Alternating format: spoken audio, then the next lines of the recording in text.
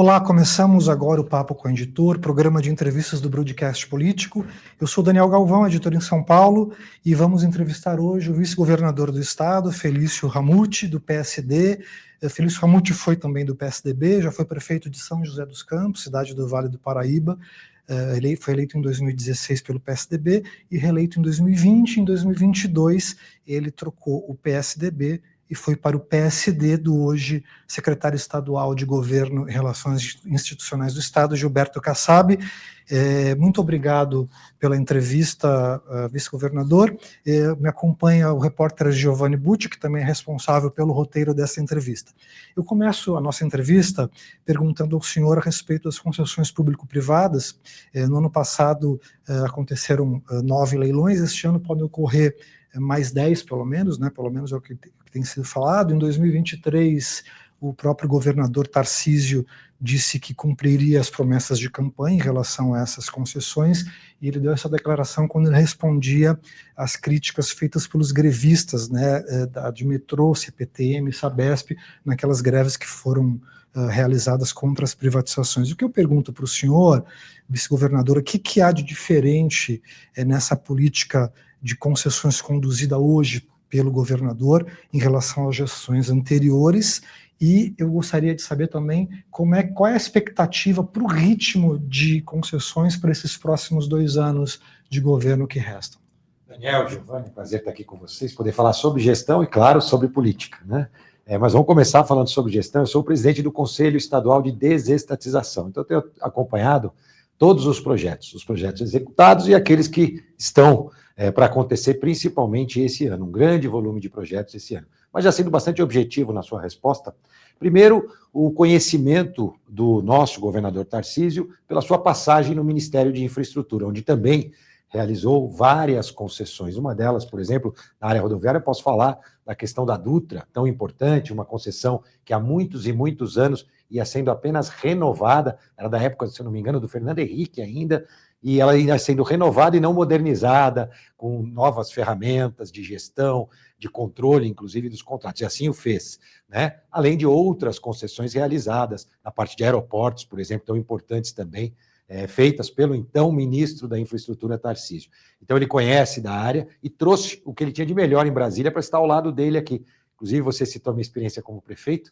Eu, como prefeito, participei de várias audiências públicas sobre a concessão da Dutra e também na questão dos aeroportos, posso contar um pouquinho para vocês, e aquela pessoa que estava coordenando essas audiências era justamente o Benini, que é o nosso secretário de Parcerias e Investimentos, a Natália também, com uma participação importante, e esse time que hoje está aqui em São Paulo nos ajudando a fazer esse grande volume de concessões. Primeiro, e importante, uma boa modelagem. A gente viu no passado, e eu lembro, você vai lembrar, Daniel, tem um tempo maior aí acompanhando a política, eu lembro, na época lá da primeira ou segunda gestão do Lula, quando a gente teve uma concessão de estradas, quem ganhou, se eu não me engano, era a OHL, uma empresa com capital espanhol, que nós íamos ter o pedágio mais barato do mundo. Nenhuma daquelas estradas, então, concedidas foram efetivamente realizadas. Anos depois, ela vendeu parte dessas concessões. Então, você tem que ter uma boa modelagem, uma boa estrutura. O Tarcísio sabe como fazer, tem um grande time ao lado. Eu procuro colaborar também com a minha experiência, não só como prefeito,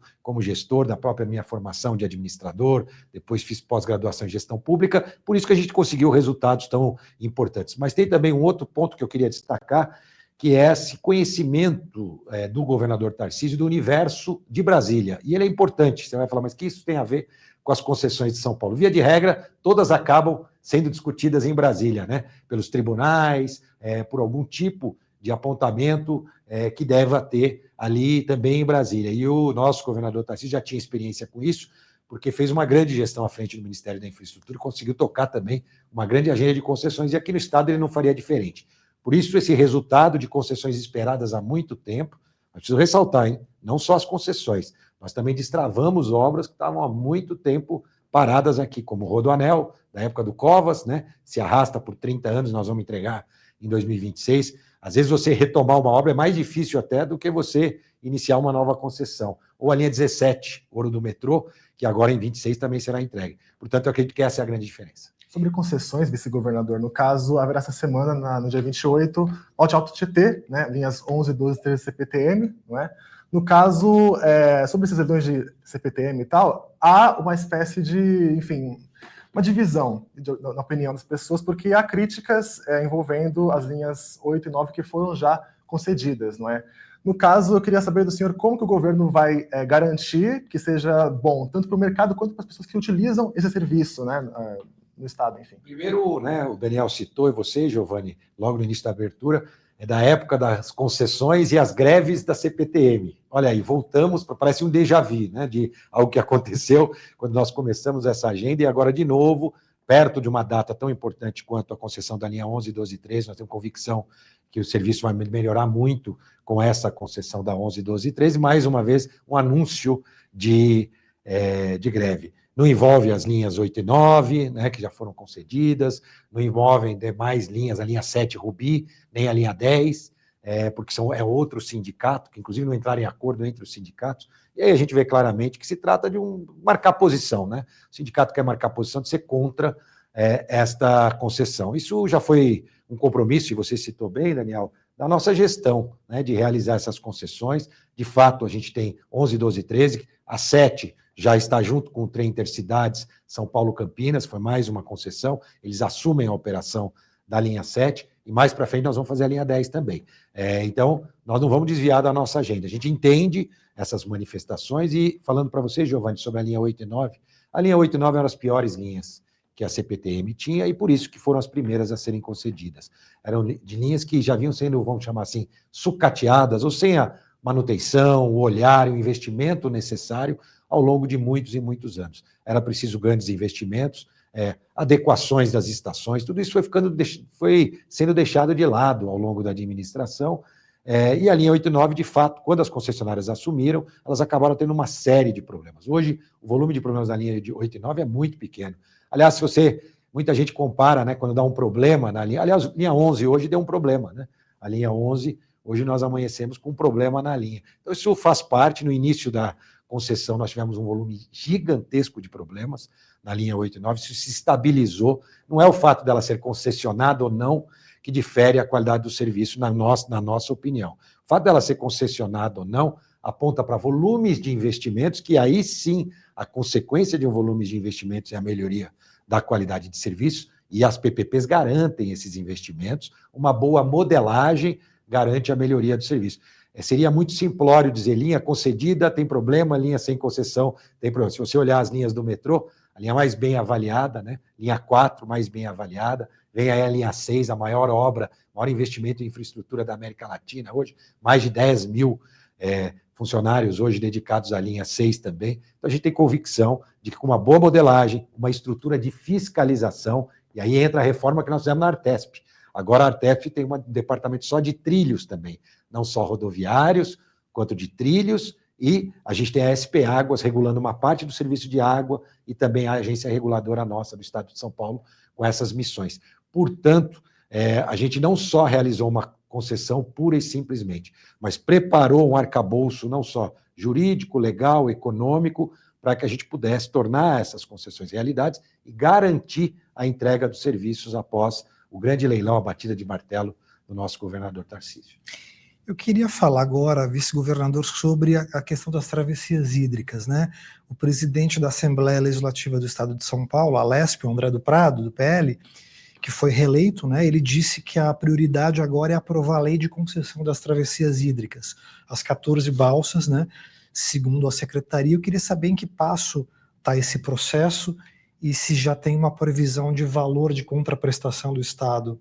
Vamos lá, eu tive uma experiência muito interessante por conta dessas travessias. Para você que está nos acompanhando, são 14 travessias. Nós temos travessias no mar e, inclusive, travessias em represas, como, por exemplo, Paraibuna, Natividade da Serra, entre outras, além de Bertioga, Santos, Guarujá, Ilha Comprida, uma série de travessias. São 14 travessias. Para você que está nos acompanhando, o custo para o cidadão, para quem usa ou não usa essas travessias, porque é pago com dinheiro público, dinheiro arrecadado através dos impostos, dinheiro do cidadão, por volta de 270 milhões por ano, por volta de 30 milhões de arrecadação.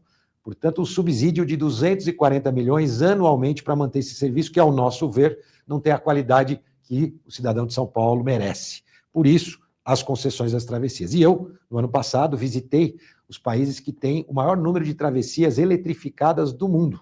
Eu tive na Finlândia, eu tive na Suécia, tive na Dinamarca e tive na Estônia. 2 dias em cada lugar, uma viagem rápida, mas visitando, inclusive, operações de balsas eletrificadas. Isso já está incluído no novo edital, que já foi feita a consulta pública e agora aguarda a aprovação da Alesp. Nós vamos modernizar as travessias, eletrificando essas travessias a partir do 3º ano. A empresa que ganhar a concessão tem que trocar, dando mais possibilidades de pagamento. Hoje você não pode pagar uma travessia com cartão de crédito, por exemplo.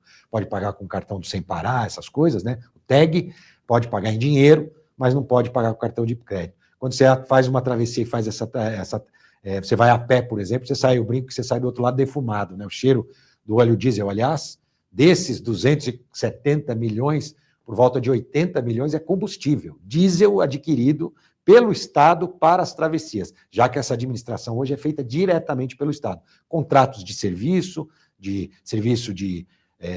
operação em si, do serviço de manutenção preventiva e do serviço de manutenção corretiva. Então, são vários contratos que nós temos. Mas uma das premissas é não deixar o preço aumentar, ou seja, o Estado vai continuar colocando recursos, e o volume total é 1,2 bilhões de reais de investimentos. Portanto, está previsto, sim, uma contrapartida do Estado, senão a tarifa ia ter que subir 10 vezes, e aí seria impossível que o cidadão conseguisse pagar. Então, a gente quer mais eficiência, vamos continuar investindo e vamos fazer essas travessias ficarem sustentáveis. Eletrificada, ou seja, muda o combustível. Muda o combustível, exatamente. Claro, primeiro naqueles locais onde a gente tem infraestrutura para eletrificação, a gente chama carga de oportunidade, cada vez que ela atravessa de um lado para outro, ela se reabastece. Eu vi pessoalmente funcionando travessias muito próximas às travessias que nós temos, outras até mais extensas, e a carga também, que durante um período que tem menor travessia, você pode fazer uma carga maior. Então, é um desenho que se faz, onde cada balsa, cada travessia tem um desenho diferente. A partir do 3º ano, a empresa que ganhar a concessão, o consórcio que ganhar a concessão, tem que passar a trocar o início da sua. Nós temos balsa de 1958 hoje, operando no sistema de travessias. Então, é preciso modernizar, inovar, e é o que nós vamos fazer. Outra concessão, vice-governador, que chama atenção é da nova sede do governo de São Paulo, no Campos Elíseos. No caso, o secretário de Projetos Estratégicos, Guilherme Afife Domingos, disse que há um desejo do governo de que ocorra uma valorização imobiliária na região, não é? No caso, eu queria saber do senhor se está precificada já essa valorização, há uma porcentagem já prevista nesse sentido, deve ocorrer, há uma estimativa, quanto deve ocorrer, quanto, enfim, nesse sentido. Giovanni, eu tenho também uma missão dada pelo governador Tarcísio, a gente brinca, você não sabe se é porque ele gostava de mim ou não gosta de mim, né? A gente faz essa brincadeira, que é sobre a cena aberta de uso, a questão da Cracolândia. Eu tenho trabalhado nesse tema junto com a Prefeitura do Estado de São Paulo, e a gente já conseguiu uma redução muito grande do número de usuários na cena aberta de uso, na Cracolândia, e mais do que isso, uma redução de roubos e furtos na região central de mais de 40%. Então, hoje a realidade de quem tem comércio no centro, a realidade de quem trabalha no centro, a realidade de quem mora no centro, ou de quem vai fazer turismo no centro, visitar bares, restaurantes e as atrações da região central, já é completamente diferente daquela que quando a gente assumiu o governo. Eu também tenho essa missão de cuidar, e o AFIF, a gente fala que o AFIF tem como missão cuidar e acompanhar a intervenção urbana. E a minha missão é acompanhar a intervenção humana. Intervenção no sentido de ações do Estado e do município para que a gente consiga melhorar a vida daquelas pessoas. Então, o projeto do novo centro administrativo tem a ver com a intervenção urbana. Eu posso te dizer de pronto que a valorização já está acontecendo. A gente tem grandes projetos de retrofit na região central hoje, tudo vendido. São aqueles prédios mais antigos, né, que uma construtora compra e muda a finalidade daquele prédio. Às vezes é um prédio residencial que permanece residencial, mas às vezes é um prédio comercial que vira residencial ou vice-versa. E posso te dizer que hoje já tem uma valorização muito maior do que aquela de que quando nós entramos. Nosso centro administrativo, ele vai ajudar administrativamente, porque nós vamos juntar mais de 40 prédios que estão espalhados em toda a cidade de São Paulo, num único local, que é lá no Campos Elíseos, onde a gente tem lá o nosso Palácio dos Campos Elíseos, ali o palácio, foi o antigo palácio do governo, né, na Praça Princesa Isabel, ali, ela vira uma grande esplanada e prédios construídos ao largo desta grande esplanada. Ali nós vamos ter 20 mil servidores, fruição pública. O que é fruição pública? É você conseguir andar, entrar numa rua, sair pela outra, passando por baixo dos prédios, né? E também a fachada ativa, que são lojas, né? Ou comércios, ou serviços, também na parte de baixo desses prédios. Isso traz vida, traz o ir e vir da população ali daquela região. Para isso, a gente precisa também fazer uma mudança no terminal rodoviário, que hoje está ali. A gente tem um terminal rodoviário urbano, que já está previsto também o seu deslocamento para outra região, uma nova forma também de quem utiliza os ônibus ali na região central. Então, tudo está sendo pensado. Nós vamos fazer o leilão este ano. Então, imagina que eu tenho 40 contratos hoje de manutenção, contratos de segurança, e nós teremos um único contrato dessa PPP que vai prever a construção dos prédios, a disponibilização de parte deles para o Estado, e também todo o contrato de manutenção desses prédios. Não tem que construir de qualidade para dar menos manutenção e a empresa ter menos prejuízo, mas também a segurança desses prédios e a zeladoria, a manutenção mesmo, a limpeza, a portaria, tudo isso dentro de um único contrato. Isso vai trazer muito mais eficiência e modernidade para a gestão. Mas, vice-governador, a questão da Cracolândia ela ainda continua sendo um problema e provavelmente vai ser durante muito tempo. Eu queria saber o que vai acontecer, né? E também queria, dentro desse assunto ainda, falar sobre a questão da desapropriação de algumas de imóveis lá, de famílias que moram nessas regiões, para que seja feita a construção da nova sede, né? Queria ouvir o senhor sobre como vai ser esse processo. São dois tipos, né? Vamos falar primeiro da desapropriação, depois eu entro no tema cena aberta de uso, conhecida por todos como Cracolândia. Depois eu vou explicar por que eu não chamo de Cracolândia. Já explico para você que está nos acompanhando. Mas voltando à questão da desapropriação, a gente tem perfis diferentes de imóveis ali, tem prédios de classe média, média alta ali, já nesse projeto do centro, e claro que todos serão desapropriados pelo preço de mercado. Aliás, existe uma lenda ainda hoje que o pessoal, quando é desapropriado pelo preço do IPTU. Isso não existe mais há muito tempo, né? A desapropriação tem que ser pelo preço de mercado, e é assim que nós vamos fazer. Mas existem invasões também, né, ocupações ali, por volta de 400 famílias, e elas terão todo o apoio do governo do Estado para uma transferência para um local digno, um aluguel social de início e depois, eventualmente, a inscrição no nosso programa habitacional. Então, existem, sim, ocupações que vão ter um olhar e aqueles prédios de classe média alta, que estão previstos também, não é muita coisa, eu diria que é no máximo entre 50, 60 famílias desses prédios e alguns comércios também, alguns prédios que as pessoas têm os comércios embaixo, que serão também desapropriados com demolição e construção de novos prédios. Então, tudo está sendo pensado dentro da modelagem da PPP. Nós passamos pela fase de audiências públicas, continuamos a modelagem e agora partimos para a próxima fase, que vai ser o leilão em si. A previsão é para o segundo semestre, na verdade, nesse ano de 2025. 6 bilhões de investimentos, aproximadamente. São 20 mil servidores que passam a ocupar esses prédios, além de outras utilidades que esses prédios podem ter, porque eles vão ser locados também para iniciativa privada, desde que preservados 20 mil, local para 20 mil servidores do Estado, que já está previsto, inclusive, no edital. Aliás, foi o maior concurso público de arquitetura realizado desde Brasília, né? Então, nós fizemos um concurso público para desenhar esse projeto, né, com o Instituto de Arquitetos do Brasil, e esse concurso público ganhou uma empresa que recebeu já o prêmio e está também acompanhando o projeto nas próximas etapas. Em relação à Cracolândia, que eu chamo de cena aberta de uso, a gente não gosta de associar esse nome, porque Cracolândia parece Disneylândia, um parque de diversões. Ninguém está lá para se divertir. As pessoas que estão lá estão em vulnerabilidade e precisam do apoio do Estado e do município. Então, a gente chama de cena aberta de uso, mas é conhecida pela população como Cracolândia, a gente sabe disso. E é um programa de 30 anos, que já chegou a ter 4 mil usuários. Hoje, agora, na parte da manhã, por volta de... Acabei de receber o nosso relatório, já que nós estamos gravando esse programa de manhã, não sei o horário que ele vai ao ar, mas acabei de receber, a parte da manhã, por volta de 200 usuários. No início da tarde, esse número vai até uns 300 a 400, e à noite, no máximo, 600 usuários. Com uma grande diferença. Eu sei exatamente quem está lá, eu tenho qualificação, tenho dados, a gente fez um trabalho também muito importante de manter um grande volume de dados sobre cada usuário e os atendimentos que a gente tem feito. A gente chama um repositório de dados.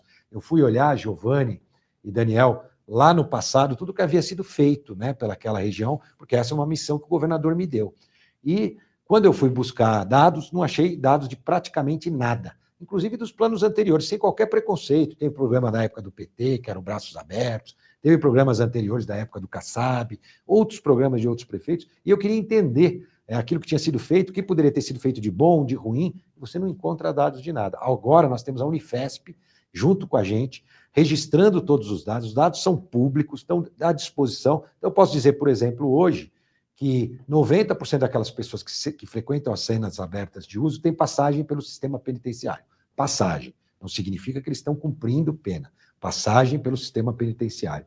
Desses, por volta de 40% estão, nesse momento, cumprindo pena. Ou regime aberto, ou regime semiaberto. Eu sei o percentual de mulheres. Eu sei, por exemplo, que por volta de 85% recebem algum tipo de programa social do governo, ou Bolsa Família, ou programas do Estado, ou até programas do município. Então, todos esses dados hoje são acompanhados pelas nossas equipes, e por isso que a gente tem tido um resultado muito diferente do que o resultado histórico, sem truculência, por parte da segurança pública, com respeito. Pra você ter uma ideia, nós treinamos os GCMs e a Polícia Militar, e eles recebem um adicional à Polícia Militar pelo treinamento que efetivaram para a abordagem de usuários na região central da cidade de São Paulo. Então, até esse cuidado nós tomamos. Então, é um novo olhar, por isso que os resultados, para os velhos problemas, novas soluções. E é isso que nós estamos entregando, e os resultados estão aí. Quem mora ali naquela região, quem vive ali, ou antigamente na Rua dos Gusmões, em outras ruas onde a cena aberta de uso existia, que hoje ela está focada na Rua dos Protestantes. Ali, essa quantidade que eu disse para vocês, por volta de 200 na parte da manhã, por volta de 400 no início da tarde, na máxima até 600 no período da noite. Esse governador, se no ano passado o leilão do ano foi a Sabesp, esse ano pode-se dizer que é o túnel Santos Guarujá, não é? Só que nesse caso, o governo de São Paulo divide o protagonismo com o governo federal. Não é? Eu queria saber do senhor como o senhor vê, o governo vê, enfim, essa divisão de holofotes, como que ela funciona, assim, no caso, porque pode ser um projeto muito importante para o governo Tarcísio como um todo, né? Eu quero aproveitar essa oportunidade e reiterar que não é só nesse projeto. A linha 11, 12 e 13, o túnel tem investimentos do BNDES.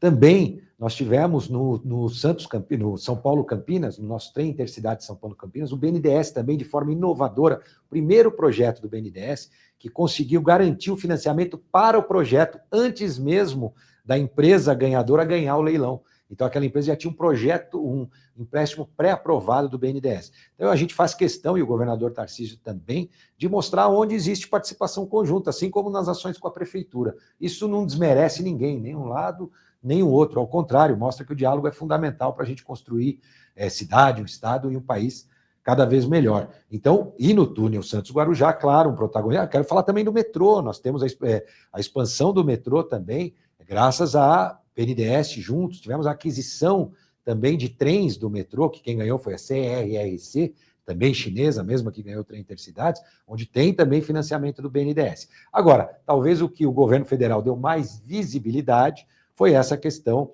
do nosso túnel imerso Santos Guarujá. Aí tem uma pegadinha, hein? Porque é imerso e não é submerso. Ó, isso é boa, né, Giovanni? Tem uma diferença. O submerso é como se fosse o Canal da Mancha, quando o túnel está embaixo do leito da água.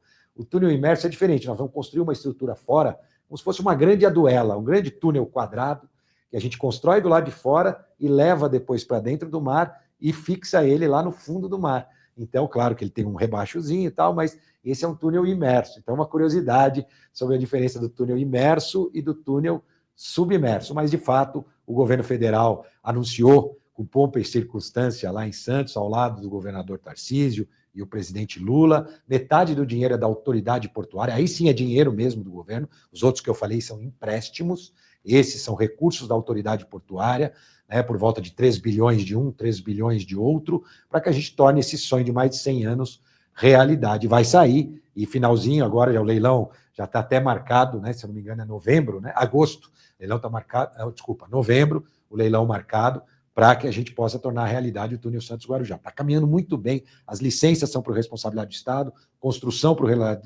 responsabilidade do Estado, e o edital e a publicação do leilão em si de responsabilidade do Estado. Mas a obra é conjunta, governo federal e governo estadual. Eu queria perguntar para o senhor agora sobre política.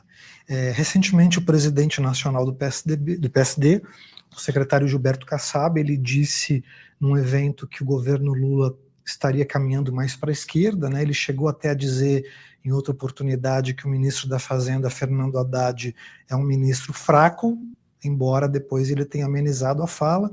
Eu queria saber como é que o senhor vê hoje o governo Lula e a condução da política econômica. O governo Lula de hoje eu vejo como o governo Lula do passado e não do futuro, né? Acho que falta conexão do presidente da República com a sociedade, ele perdeu completamente essa conexão.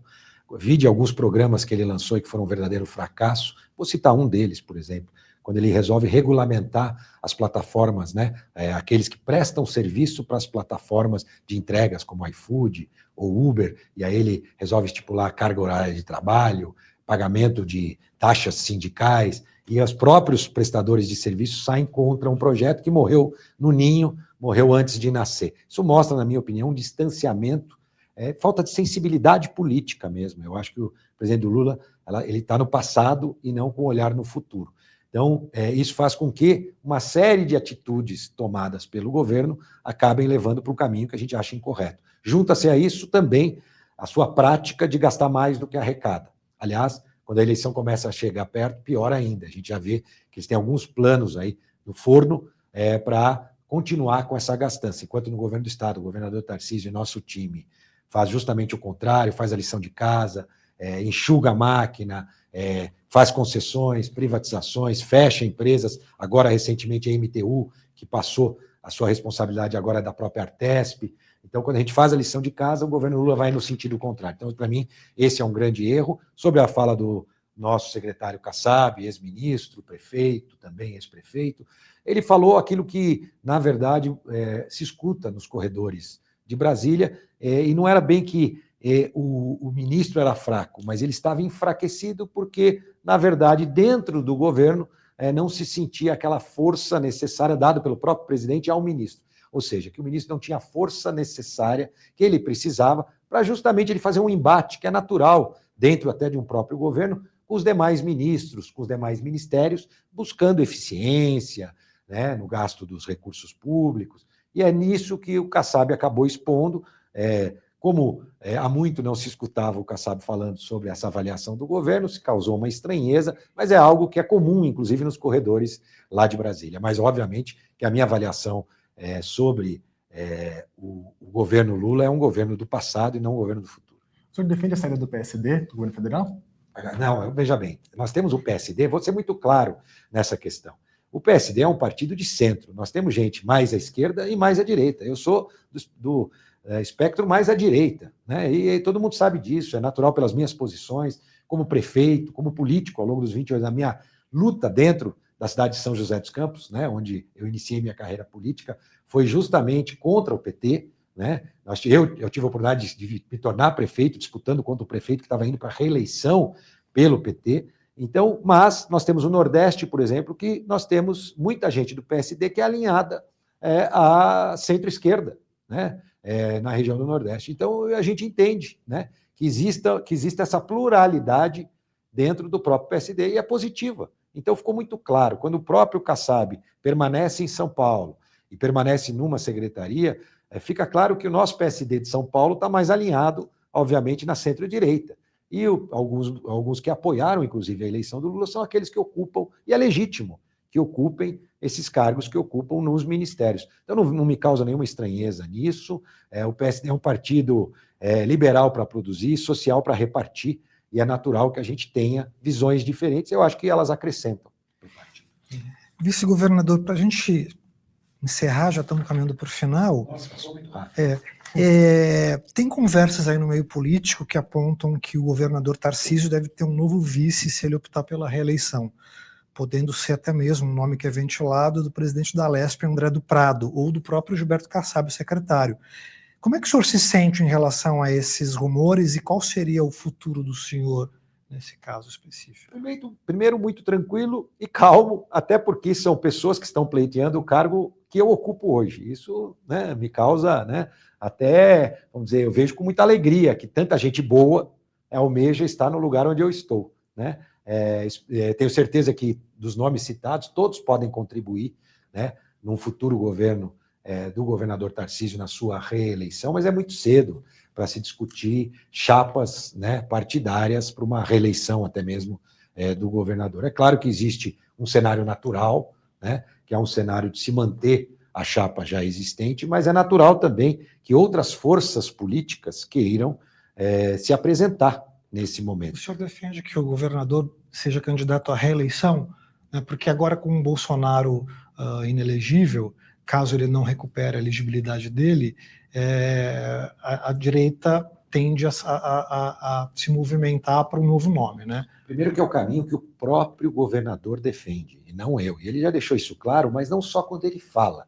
É na forma dele agir, Daniel. E eu vou explicar.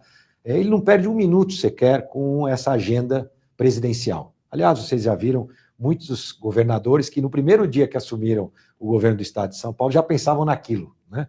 Ele não perde tempo com isso. O foco dele é em São Paulo. A carga de trabalho dele hoje é 100% dedicada ao cenário de São Paulo. O que acontece, e eu sei, tem até mais experiência política do que o nosso governador Tarcísio, é que muitas vezes, na política, a gente não caminha naquilo que é o nosso desejo, mas o cenário político acaba nos levando para caminhos que a gente às vezes nem espera, ou não tem trabalhado para aquilo, né? Isso pode acontecer. Aliás, cada dia mais esse cenário, eu posso dizer, se consolida, né? Onde existe um status quo da situação atual do ex-presidente Bolsonaro, né, que não permite que ele saia como candidato.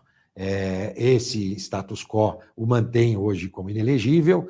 Agora, com os novos julgamentos, a situação pode ainda piorar, mas, independente disso, né, a situação atual já não permite isso. E é claro que, ao longo dos próximos meses, as especulações vão aumentar, até fruto do trabalho que o governador Tarcísio vem fazendo no estado de São Paulo, e pelo tipo de atuação dele, né? Ele é um gestor equilibrado, que mostrou que tem sensibilidade política e, ao mesmo tempo, tem o equilíbrio necessário. Posso dizer a vocês, eu vi certa parte da imprensa até surpresa com as últimas declarações, por exemplo, que o governador fez sobre a urna eletrônica. Pode pegar na campanha, eu estava ao lado dele durante toda a campanha, ele reafirmou exatamente a mesma coisa lá na campanha dele de governador. Eu estava ao lado em vários debates, onde ele falou sobre o que ele acha da urna eletrônica, assim como eu fui eleito 3 vezes pela urna eletrônica, confio nas urnas eletrônicas.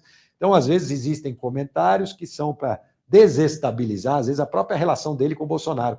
Aliás, no dia de hoje que nós estamos gravando, ele está com o Bolsonaro, né? Inclusive vai participar também de um podcast junto com o Bolsonaro hoje, né? Então, as posições dele, ele sempre deixou muito clara aonde ele tem total coincidência com o pensamento do Bolsonaro, ou seja, onde ele tem 100% na mesma linha do pensamento do Bolsonaro, e aonde, às vezes, que ele tem a sua opinião particular e pessoal, que foi o que ele fez em relação às urnas.